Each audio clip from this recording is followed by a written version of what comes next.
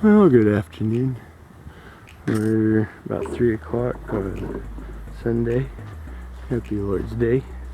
That super rainstorm moved past us. It's all on your guys' way now. It's done with me, now it's your turn. That's kind of true. Anything that comes in through the northwest, I'll tell you about it beforehand. Usually after we get like a heavy storm like that, rainstorm and such heavy, where the bees are in for a day or two, I'll come down and kind of pay attention to how they're behaving. And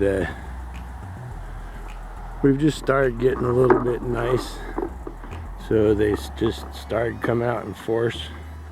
And I was walking around down here watching, sitting in my chair and such, and I noticed the split, the one that I had made, that if I recall correctly, it was a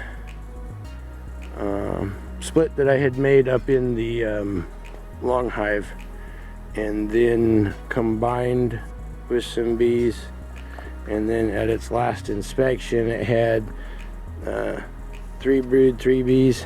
I don't remember how long ago that was.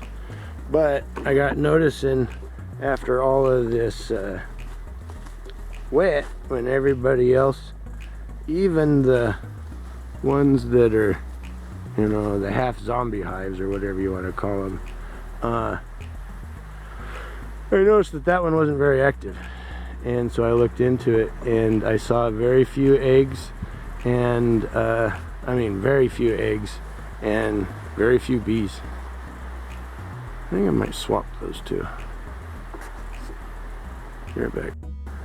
Yeah, that way that smaller one will get the bump of the two. But we pulled that one out. We shook some of the bees out. There's a little bit of brood in there and a tiny bit of eggs.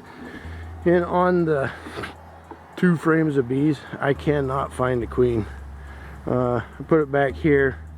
Their field force, any of their field force that leaves, it'll go back to those 2, and those will end up getting a bump out of it. Looks like the one already did, and it didn't need it. But that's why we're swapping that one around. In fact, let's do this a little bit.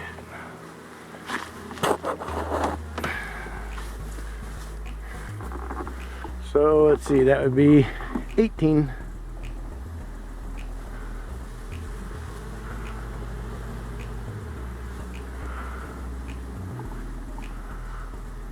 But I'd rather take my losses now than in the middle of winter.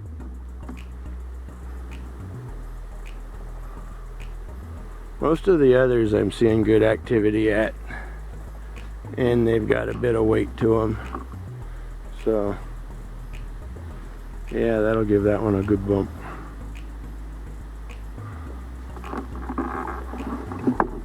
I thought about combining these today, but I'm going to wait till tomorrow. We're going to do that tomorrow morning when it's nice and cool.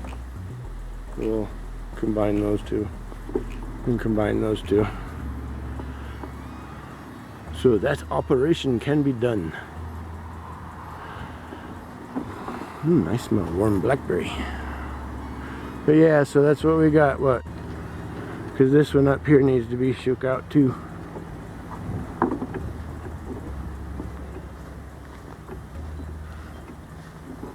This fail. One is probably getting robbed out. In fact, let's look at that again. I confused bees.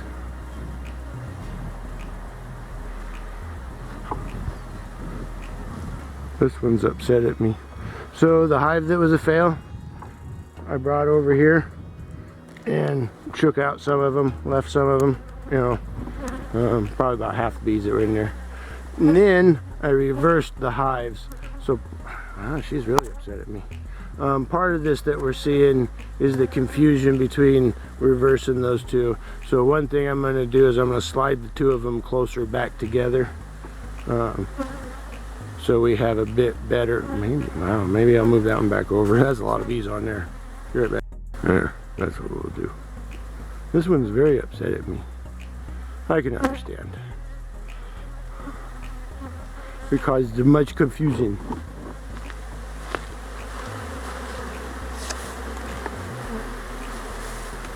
Bees.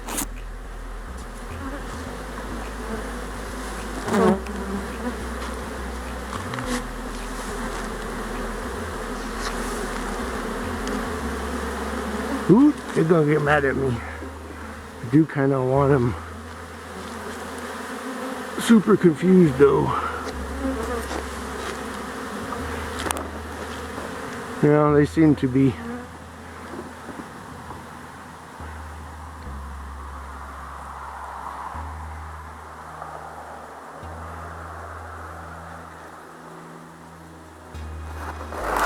But yeah, that one failed. Probably had 2 frames of bees in it. Yeah, because a lot of that confusion is because I moved that hive over. But they'll figure it out. And we got kind of the same thing going on down here.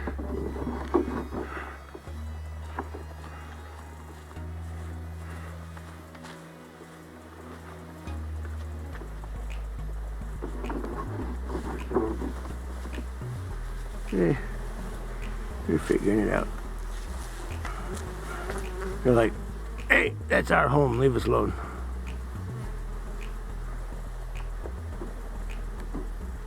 But yeah, I think it'll work. It'll be fine. We'll do that tomorrow morning.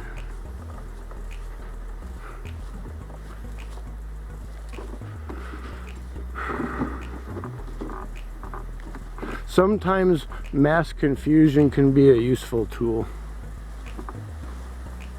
You all have a blessed day. Bye.